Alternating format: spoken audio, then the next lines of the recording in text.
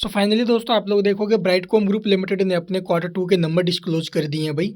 तो कैसे रहे हैं रिजल्ट्स और इसका जो इफेक्ट है वो हमें आखिरकार स्टॉक के ऊपर कैसा देखने को मिलेगा, इस वीडियो में इसी बात पर चर्चा करेंगे। ठीक है, तो इसका इफेक्ट कैसा आएगा, ठीक है, आगे किस प्रकार से क्या रेगुलर ट्रेडिंग अब स्टार्ट हो जाएगी या फिर नहीं। तो चलो देखते हैं सबसे पहले इसके रिजल्ट्स और उसके बाद डिस्कस करेंगे आगे के मोमेंटम को लेकर। ठीक है, तो यहाँ पर कंसोलिडेटेड और ये स्टैंड लोन रिजल्ट्स दिए गए हैं। हम इसके कंसोलिडेटेड रिजल्ट्स देखेंगे। All figure in rupees lakh में दिया गया डाटा करोड़ में कन्वर्ट करेंगे।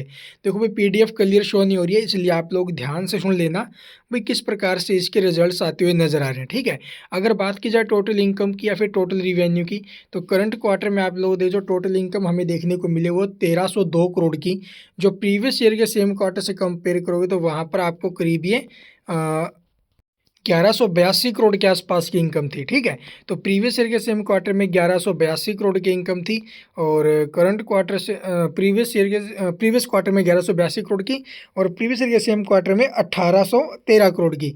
यानी कि ईयर टू ईयर बेसिस पर तो इसकी इनकम ड्रॉप हुई है, but Q on Q basis पर जो इसकी इनकम है वो भी हमें जो अभी इंक्रीज होते हुए नजर आई है। यानी कि क्यू ऑन क्यू बेसिस पर इनकम ठीक रही है।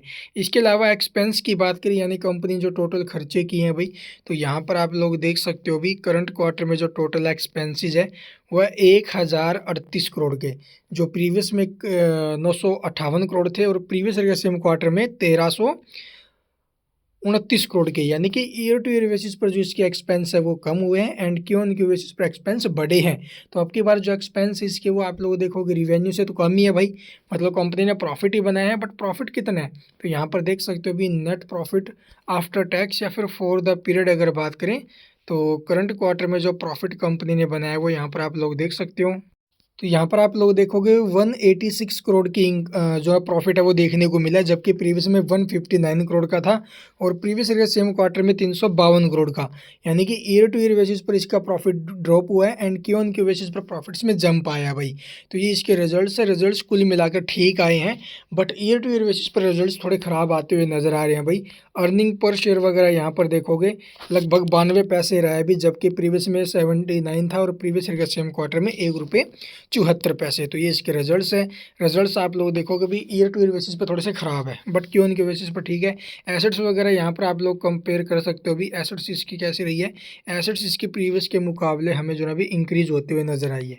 ठीक है, इसके अलावा आप लोग देखोगे बोरोइंग वगैरह हमें स्टैंड लोन बेसिस पर बोरोइंग देखने को मिल रही है और लॉन्ग टर्म ये जो कंसोलिडेट बेसिस इस पर कोई कर्जा नहीं है कंपनी पर। ठीक है, और तो इसके अलावा कुछ खास अनाउंसमेंट नहीं है इसके अंदर और पीडीएफ भी कुछ क्लियर शो नहीं हो रही है भाई। और ये नीचे में जो दिए गए नोट्स वगैरह इन्हें आप लोग अगर पढ़ना चाहो तो वीडियो को पॉज करके पढ़ लेना। ठीक है, तो इसके अलावा आप लोग देखोगे भी इसके अंदर कुछ खास अपडेट तो नहीं आया है। हालांकि आप लोग देखोगे यहाँ पर देख सकते हो भी इसका जो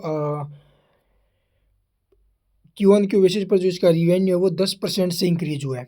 ठीक है, प्रॉफिट की अगर बात करें तो प्रॉफिट से इसका लगभग 17% से इंक्रीज होते हुए नजर आया है।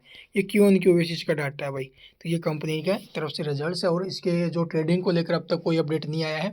जैसे अपडेट आ जाएगा ट्रेडिंग को लेकर कि रेगुलर ट्रेडिंग कब से स्टार्ट होगी वो आपको हम जरूर बताएंगे। और इस रिजल्ट्स के बाद हो सकता है अब जल्द से जल्द जो है ना भी कंपनी के अंदर ट्रेडिंग स्टार्ट हो सकते हैं। Thank you for watching the video.